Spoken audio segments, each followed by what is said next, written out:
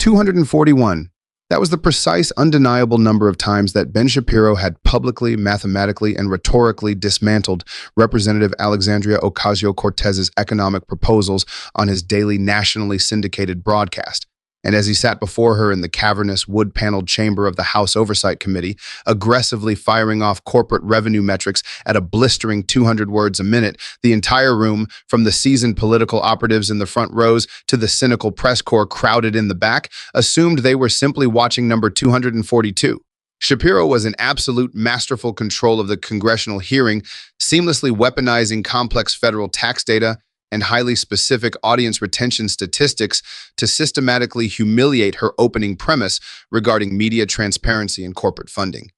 He leaned aggressively into the polished silver microphone, his trademark staccato rhythm echoing sharply off the cold marble walls of the historic room, projecting the supreme confidence of a man who owned the airspace. Representative, the independent media sector has seen a staggering 420% growth in active daily users precisely because we operate entirely outside your progressive regulatory purview. We rely strictly on free market consumer choice, generating well over $55 million annually in purely subscriber-driven revenue, explicitly and proudly rejecting the establishment subsidies and the dark money political action committees that you so fiercely protect. Ocasio-Cortez appeared visibly outmatched and entirely cornered by the relentless verbal assault. Her posture seemed defensively rigid, her eyes cast downward at a remarkably thin, unimpressive stack of manila folders, while she absorbed the rapid-fire intellectual beating in absolute, unbroken silence. The conservative members seated along the elevated mahogany dais smirked openly at her apparent inability to interject, while the press gallery furiously typed out early drafts of her impending, highly publicized political collapse. She was clearly losing the exchange on every conceivable front, appearing completely overwhelmed by his overwhelming statistical barrage, hopelessly trapped in a fundamentally weak, indefensible position against a man who possessed a legendary, undeniable, and ruthlessly effective ability to out-talk, outmaneuver, and out-debate any progressive opponent brave enough to face him on the national stage. But her apparent highly visible vulnerability was nothing more than a meticulously calculated, incredibly dangerous illusion. It was a deliberate, masterful, tactical retreat engineered specifically to let him confidently, arrogantly, and entirely voluntarily walk himself into a legally inescapable corner under the harsh glare of the federal spotlight. When Shapiro finally paused to take a fleeting breath, confidently expecting her to fumble clumsily through a predictable, highly ideological, and easily defeated defense of socialist regulatory policy, she did not attempt to counter his overwhelming avalanche of economic data. She did not raise her voice in righteous indignation, and she did not play to the dozens of television cameras broadcasting the spectacle to millions of homes. Instead, she leaned forward into her own microphone and shifted the entire fundamental paradigm of the congressional hearing with a single devastatingly precise concept: the absolute, mathematically unforgiving value of zero. Her voice was remarkably steady, completely lacking its usual passionate, emotive inflection, deliberately dropping into the measured, rhythmic, and terrifyingly hypnotic tone of a veteran federal prosecutor who had just allowed an overconfident, hostile witness to gleefully dig his own grave. She looked directly into Shapiro's eyes, her gaze unflinching, hollow, and utterly devoid of mercy, and stated for the permanent, legally binding congressional record that in his most recent best-selling political manifesto, and across no fewer than 100 meticulously recorded and globally broadcast episodes of his flagship daily podcast over the past 24 months, he had aggressively and repeatedly maintained a very specific financial narrative. She noted that he had sworn that his massive independent media conglomerate received exactly $0 from super PACs, $0 from dark money political networks, and $0 from institutional political operatives working within the entrenched Washington establishment. She asked him, enunciating every single syllable with a chilling clinical clarity, to explicitly confirm before the sworn committee that this absolute financial independence was not merely a rhetorical talking point designed for clever marketing purposes, but the very operational foundation of his public brand, the structural core of his business model, and the ultimate foundational source of his journalistic credibility among his fiercely loyal conservative audience. Shapiro leaned forward toward his microphone, his trademark smirk firmly secured in place, looking entirely unbothered by the foundational premise of the inquiry. He projected the effortless aura of a veteran major league hitter who felt he was merely swatting away a remarkably slow, painfully predictable pitch from an amateur. He had navigated this exact repetitive line of progressive inquiry 1,000 times before on hostile college campuses and combative network television panels. And he answered swiftly, his words clipping together in his familiar machine gun staccato rhythm. He unequivocally confirmed that her assessment of his public statements was entirely 100% correct. He proudly and loudly declared to the packed, highly attentive room that his highly lucrative business model was a pure, unadulterated triumph of the American free market. It was, he insisted, driven solely by premium consumer subscriptions, direct audience support, and legitimate commercial advertising, entirely free from the shadowy elite string-pulling and dark money corruption that chronically infected the mainstream corporate media apparatus, an apparatus which, he pointedly and aggressively noted, the Oversight Committee usually spent the vast majority of its time fiercely protecting. It was a slick, perfectly polished, and highly aggressive opening parry, carefully engineered to simultaneously answer the congressional question, while subtly, effectively insulting the interrogator's political worldview. His response drew a faint but distinct, undeniable ripple of approving murmurs and quiet nods of solidarity from the Republican side of the dais, signaling a clear rhetorical victory.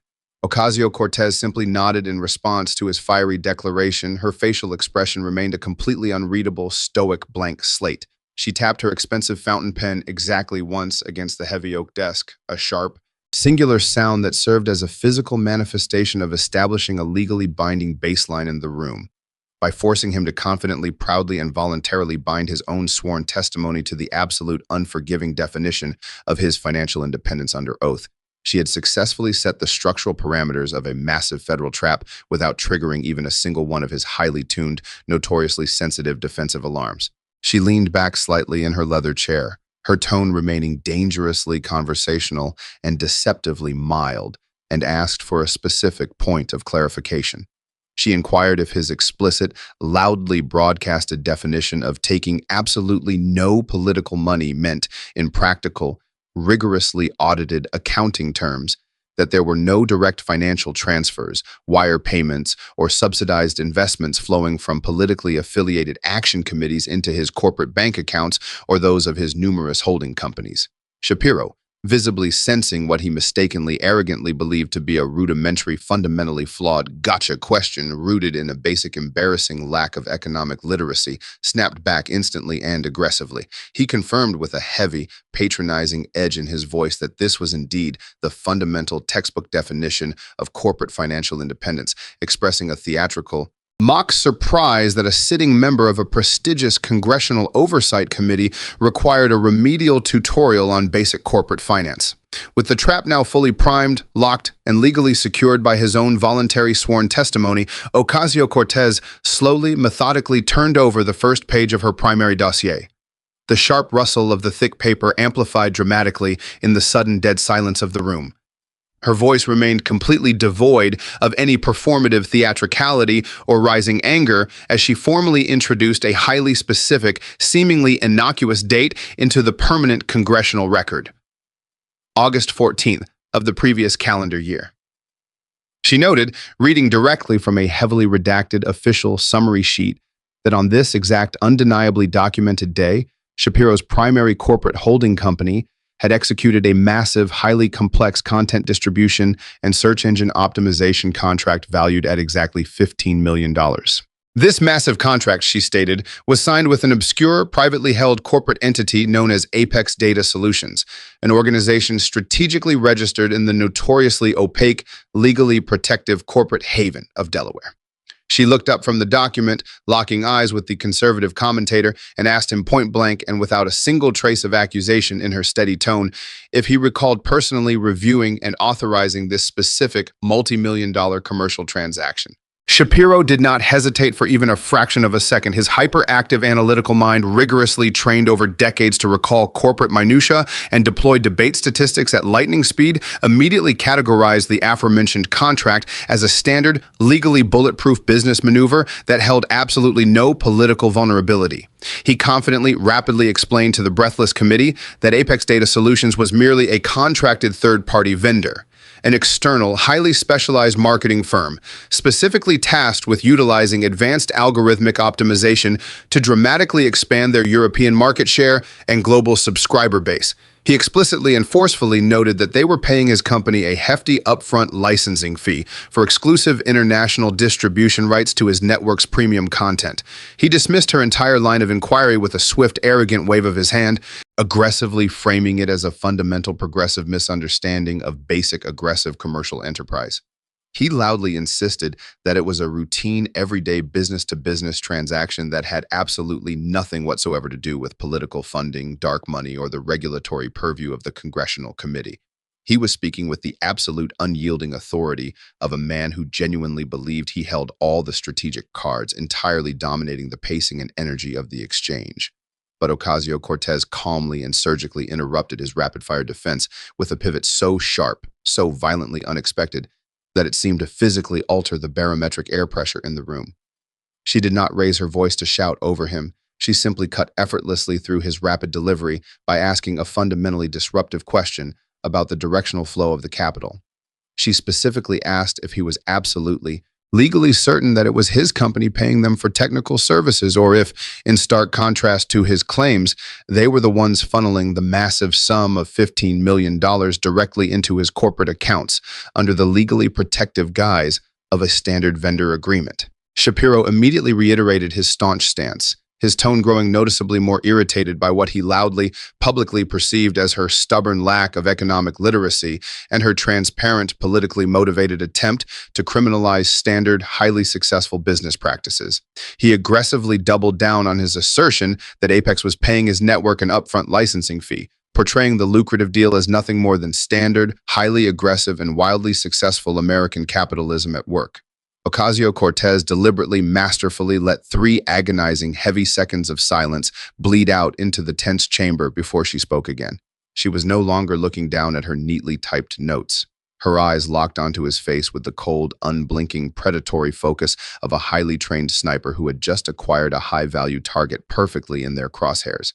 She asked him, her voice dropping an entire octave to ensure that every highly sensitive microphone caught the chilling gravity of her words, if he found it even mildly coincidental or financially irregular that Apex Data Solutions had been legally incorporated as a business entity just exactly 48 hours before successfully negotiating and signing a massive $15 million exclusive distribution contract with his highly established, incredibly protective network. And significantly more importantly, she continued seamlessly, refusing to give him even a microsecond to formulate a response. She asked if he was currently aware, as the sitting chief executive officer of his vast media empire, that the sole capital investor and financial underwriter backing this sudden, incredibly lucrative shell company was a massive, highly coordinated political entity named Liberty Forward. She explicitly identified Liberty Forward for the record as a prominent, extremely well-funded, super PAC heavily dedicated to aggressive Washington lobbying for massive fossil fuel deregulation and sweeping corporate tax cuts. A collective, genuinely audible gasp rippled violently through the packed press gallery. The sudden, violent shift in the narrative was so jarring that it caused dozens of veteran political reporters to practically climb over each other in the confined space as they frantically typed the breaking revelation into their laptops, immediately recognizing the absolutely explosive, career-ending nature of the accusation being leveled on live television. The political implication hanging heavily in the room was absolutely staggering in its sheer scale. The flagship pioneer of independent, fiercely anti-establishment conservative media was allegedly being secretly and artificially propped up by the exact same dark money establishment it constantly claimed to ruthlessly expose and vehemently despise on a daily basis. But Ben Shapiro was a hardened elite veteran of brutal rhetorical warfare, and he did not physically flinch, nor did his carefully controlled expression betray any immediate panic. Recognizing the catastrophic, immediate danger of the optical narrative rapidly unfolding on national television, His hyperactive analytical mind instantly calculated the optimal defensive strategy, and he immediately launched a masterful, blistering, and highly articulate counterattack. He did not attempt to deny the documented, legally provable existence of the Liberty Forward PAC, nor did he offer any form of weak defensive apology or frantic clarification regarding the highly suspicious timeline of the incorporation. Instead, he aggressively weaponized the core, untouchable concept of the free market, launching into a high-speed, deeply philosophical, and incredibly articulate lecture directed squarely at Ocasio-Cortez regarding the fundamental realities of supply chain economics and corporate liability. He argued aggressively, his hands cutting sharply through the air to emphasize his rapid points, that as the chief executive of a private for-profit enterprise operating in a free society, he possessed the absolute legal, moral, and constitutional right to sign distribution contracts with any legitimate commercial partner that offered competitive, lucrative terms. He stated emphatically, his voice rising in perfectly calibrated righteous indignation, that it was not his fiduciary duty, nor was it remotely practical or legally required by any statute, to conduct a deep forensic audit of the origin of every single dollar his business partners possessed, framing her expectation as an absurd, tyrannical regulatory overreach completely divorced from the reality of global business.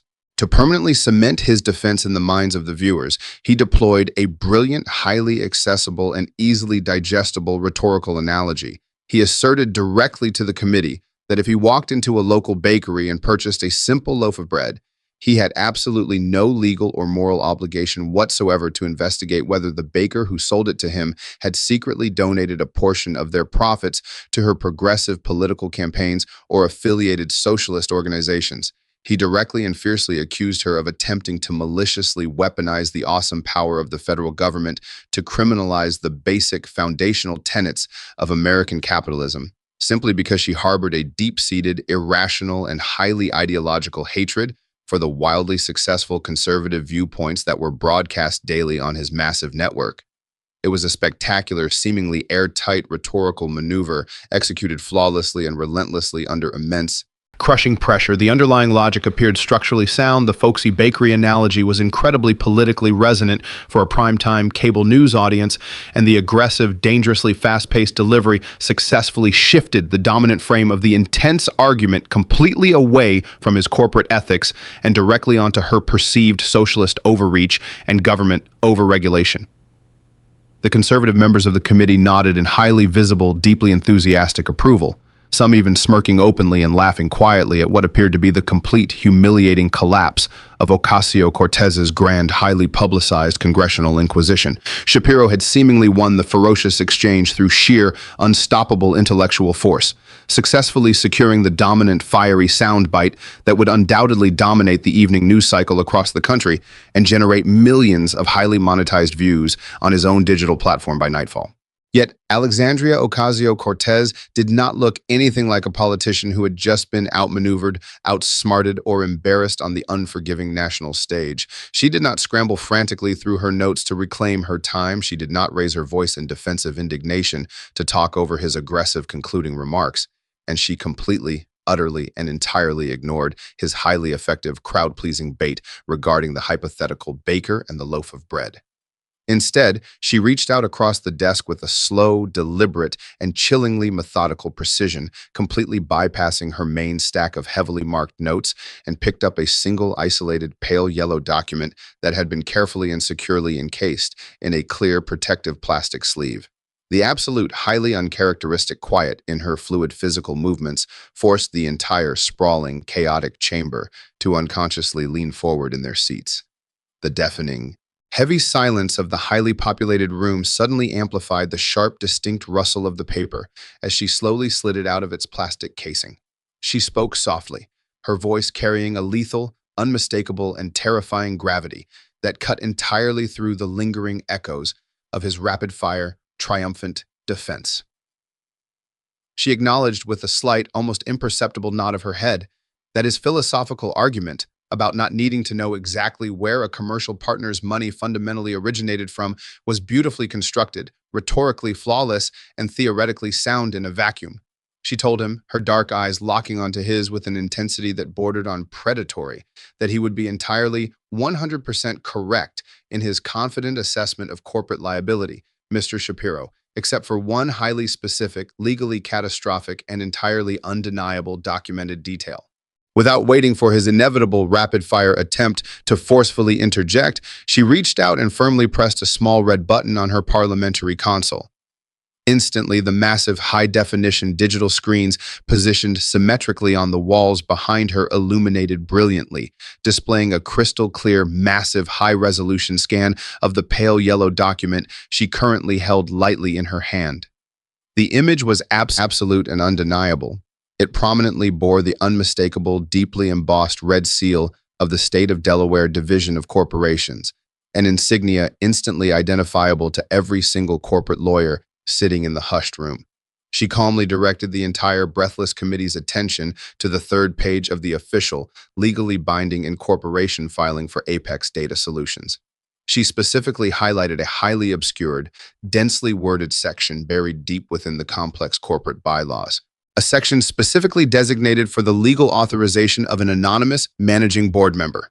At the very bottom of that specific section, magnified massively on the high-definition screens for the entire world, the stunned press gallery, and the millions of viewers watching live to witness, was a single legally binding electronic signature. Ocasio-Cortez deliberately let the towering, inescapable image burn deeply into the retinas of everyone in the silent, paralyzed room before she leaned directly into the microphone and delivered the final, crushing, and absolute death blow to his entire, carefully constructed public persona. She stated, her steady voice slicing effortlessly through the heavy, stagnant air like a sharpened surgical scalpel, that the signature permanently affixed to the incorporation papers for the dark money shell company belonged exclusively, entirely, and legally to Ben Shapiro. She ruthlessly dismantled his brilliant, highly polished bakery analogy in a single devastating breath, informing him with chilling, absolute clarity that he was not an innocent, uninformed consumer casually buying bread from a politically active stranger. He was, in fact, the baker himself, actively mixing the dough with his own hands in the dark. The remaining oxygen in the sprawling, historic congressional chamber seemingly evaporated in an absolute instant, completely replaced by a suffocating, paralyzing vacuum of profound shock. The revelation was absolute, irrefutable, and legally devastating on a federal level, leaving absolutely zero room for clever rhetorical maneuvering, fast-paced philosophical deflection, or semantic escape. She methodically laid out the undeniable anatomy of the massive financial scheme for the permanent congressional record. He had gone on national television day after day, year after year, highly monetizing his self-proclaimed ideological purity. He had aggressively bragged to his millions of dedicated subscribers that he was the absolute last impenetrable fortress of independent journalism, wholly uncorrupted by the establishment elite, the wealthy donor class, and the murky swamp of Washington politics. Yet in stark, heavily documented, undeniable reality, he had personally, secretly, and meticulously established a covert, offshore-style shell corporation for the express, undeniable, and legally provable purpose of quietly laundering $15 million of dark super PAC money. He had actively washed the massive influx of political funds through a fake, internally controlled distribution contract merely to magically convert it into pristine, legitimate-looking corporate revenue on his public ledger.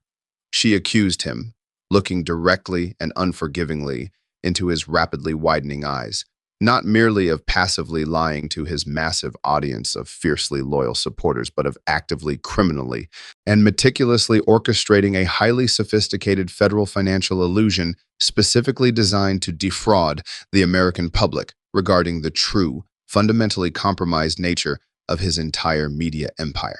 She leaned forward, resting her forearms squarely on the heavy wooden desk, presenting the ultimate physical embodiment of absolute, unyielding institutional authority.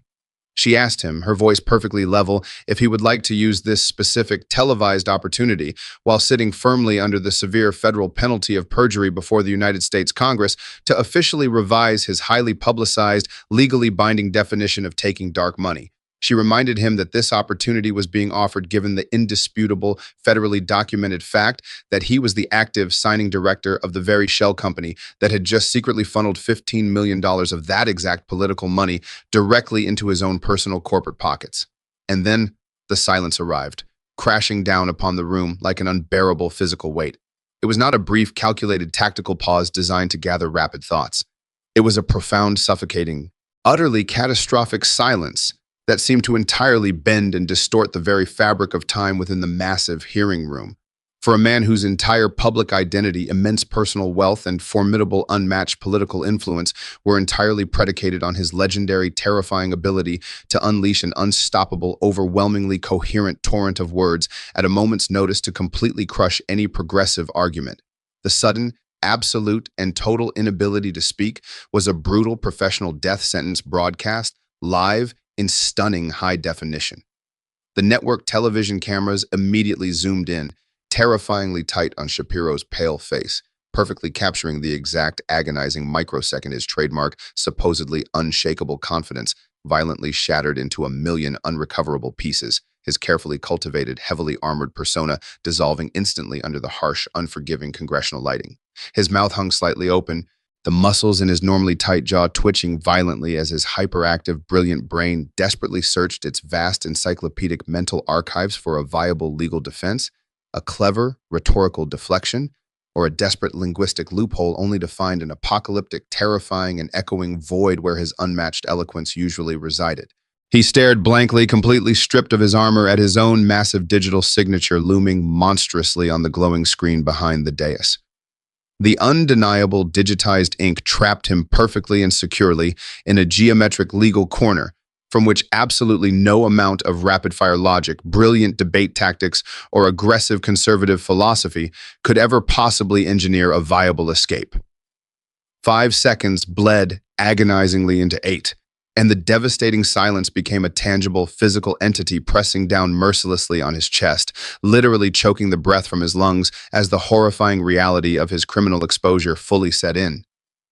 His right hand, which had been confidently, rapidly holding a silver custom-engraved pen to take aggressive notes just moments before, froze completely suspended in midair, rendering him a tragic statue of a man entirely paralyzed by his own monumental hubris. Behind him, seated in the designated first row of the gallery, his high-priced, incredibly experienced, and deeply connected Washington defense attorney, slowly, deliberately, and with an air of absolute defeat, lowered his head into his shaking hands. The lawyer completely refused to make any eye contact with the congressional dais, silently and terrifyingly comprehending the catastrophic, undeniable, career-ending legal exposure of a high-profile client who had just walked blindly, arrogantly, and irrevocably into a meticulously laid, legally inescapable perjury trap on live national television. 12 agonizing, eternal, paradigm-shifting seconds of absolute dead silence radiated outward from the most notoriously verbose man in modern American political media, completely destroying a half-decade of carefully curated, highly monetized journalistic independence. The destruction did not occur with a chaotic screaming match, nor with a rapid-fire debate over tax policy, but with the quiet, devastating, and utterly inescapable presentation of a single piece of yellow paper.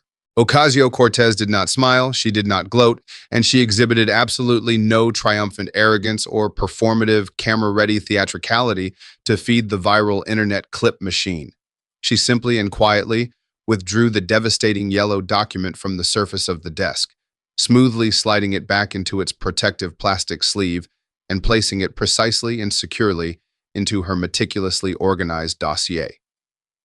She did this with the cold, emotionless, terrifying efficiency of an elite, highly trained assassin, methodically packing away a high-powered sniper rifle after confirming a lethal kill.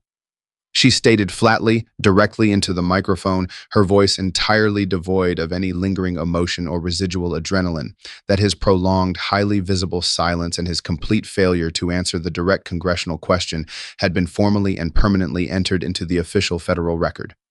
With that, she respectfully, calmly yielded her remaining time back to the bewildered committee chair. The sudden, violent cracking sound of the chairman's heavy wooden gavel echoing aggressively through the chamber sounded exactly like a fired gunshot. It instantly shattered the hypnotic, paralyzing silence of the room and officially adjourned the oversight hearing.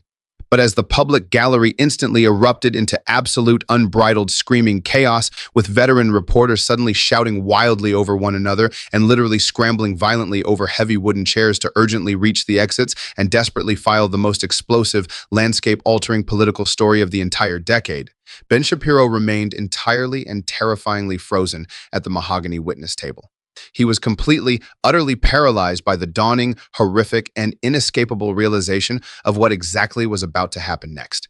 As his panicked defense attorney urgently and aggressively grabbed his shoulder, frantically attempting to physically pull him up from the heavy leather chair and rapidly navigate him toward the side exit, Shapiro's wide, shell-shocked eyes darted past Ocasio-Cortez. His gaze landed squarely, tragically, on the heavy, brass-handled wooden doors at the very back of the chaotic congressional chamber, where three grim-faced, broad-shouldered men dressed in identical, impeccably tailored dark federal suits had just quietly, purposefully stepped inside. The harsh, erratic glare of the frantic press camera flashes caught the undeniable, terrifying metallic glint of the federal FBI badges clipped securely to their leather belts. The agents did not rush. They stood in absolute menacing silence, their arms crossed, waiting patiently with cold, calculated, and entirely inescapable intent for the chaotic room to completely clear.